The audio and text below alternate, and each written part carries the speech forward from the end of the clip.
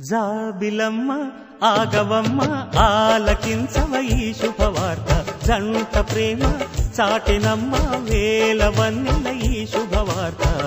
కలితీయగా ఫలించేనని వరాలే ఇలా వరించేనని, ఈ కనివిని ఎరుగని కళ్యాణం అపురూపం అని.